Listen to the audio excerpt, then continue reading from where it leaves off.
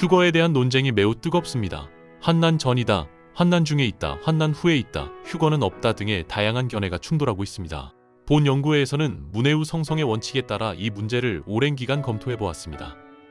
오늘은 특별히 누가복음 21장과 데살로니가전서 5장의 말씀을 중심으로 환난 전에 하늘로 올려져 피할 수 있는 성도가 있는지에 대한 성경의 가르침을 새롭게 조명해 보고자 합니다.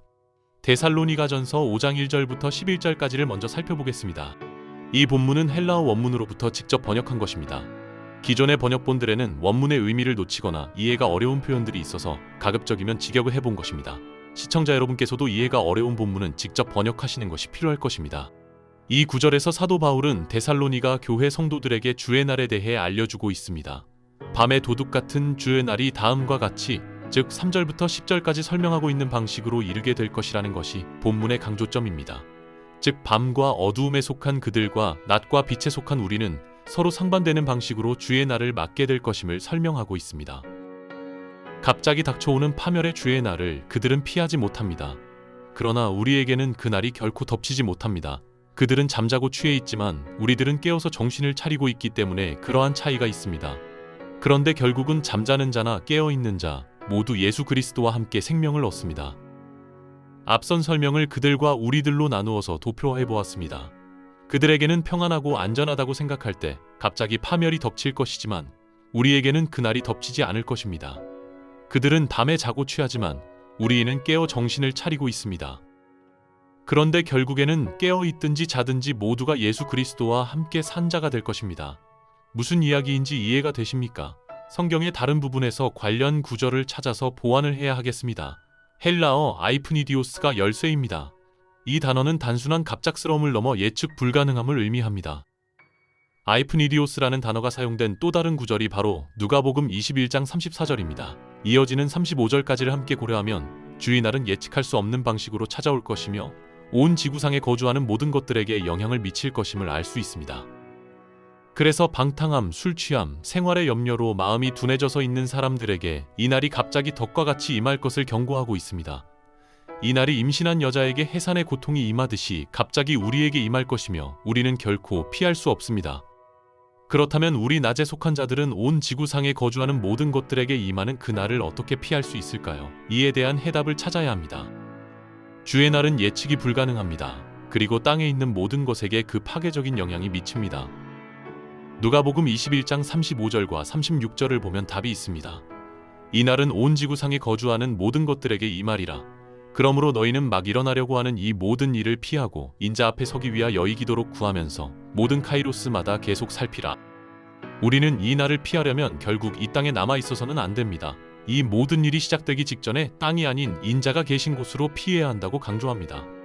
여기서 우리는 환난전 휴거에 대한 암시적 근거를 발견할 수 있습니다. 뜻밖의 알지 못하는 가운데 닥치게 될 그날을 피하기 위해서 예상되는 카이로스마다 계속 살피면 예수 그리스도께서 계신 하늘로 피할 수 있음을 증거합니다. 이를 피하라는 명령인 헬라어 동사 에크퓨고에 해당되는 영단어 이스케이프로 부르겠습니다.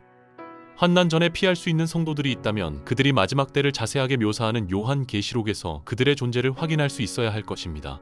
바로 요한계시록 5장 8절에서 10절까지입니다. 여기서 새 노래를 부르는 그들이 바로 환난이 시작되기 전에 하늘의 하나님 보좌 앞으로 피한 자들일 것으로 추정됩니다. 이 구절은 사본에 따라 차이가 있습니다만 본연구회에서는 텍스투스 리셉투스 사본이 원본일 것으로 판단하고 있습니다. 그래서 그곳에 어린 양께서 봉인된 책을 받으시는 장면을 목격하고 기도를 드리고 있는 성도들이 바로 이스케이프 구출로 하늘에 올려져 있는 것이라고 판단합니다. 데살로니가전서 5장 10절의 가르침은 깨어있든지 자든지 예수 그리스도와 함께 산 자가 될 것이라는 것입니다. 예수님께서 어떻게 하든지 자는 자들도 구원에 이르게 하실 것임을 교훈하고 있다고 하겠습니다. 따라서 자는 자들은 나태한 신앙생활을 하는 성도일 뿐 불신자는 아님을 짐작할 수 있습니다. 그들은 데살로니가 전서 4장 16절과 17절에 묘사된 상황과 방식으로 역시 하늘로 올려지게 될 것을 예고하고 있습니다.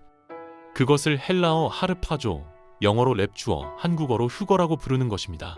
그렇게 휴거된 자들에 대한 요한계시록의 묘사가 7장 9절과 10절에 묘사된 흰 옷 입고 종려 가지를 들고 큰 소리로 외치는 이방인들일 것으로 추정합니다. 그들이 하늘로 휴거되어 올라가는 시점은 7인 재앙이 끝나가고 7 나팔 재앙이 시작되기 전으로 추정합니다. 요한계시록 7장 14절에 의하면 그들은 대환난에서 분리된 자들, 즉 대환난을 겪지 않게 될 자들을 의미하기 때문입니다. 일곱인 재앙은 환난, 일곱 나팔 재앙은 대환난으로 칭하기도 합니다. 성경을 통해서 환난 전 휴거가 있을 것을 우리가 기대하는 이유에 대해 살펴보겠습니다. 첫째, 구원은 보편적이지만 상급은 차등적입니다. 모든 환난을 피하는 것은 빛과 낮에 속하여 깨어있음에 대한 상급입니다. 잠자고 있더라도 보편적인 구원에는 참여하게 되는데 다만 일곱인 재앙기의 시험의 때를 거쳐야 합니다. 둘째, 환난 전 휴거가 상급인 것은 깨어서 살피는 자들만이 피하게 될 것이기 때문입니다. 땅에 남아 있어서는 피할 수 없는 파괴적인 그날을 그들은 하늘에서 내려다 보게 될 것입니다. 셋째, 밤과 어두움에 속하였더라도 하나님은 구원의 약속에 대해서 신실하십니다. 그들은 환난은 피하지 못하지만 대환난은 피하게 됩니다. 바울은 자신이 선한 싸움을 싸우고 믿음을 지켰다고 말합니다.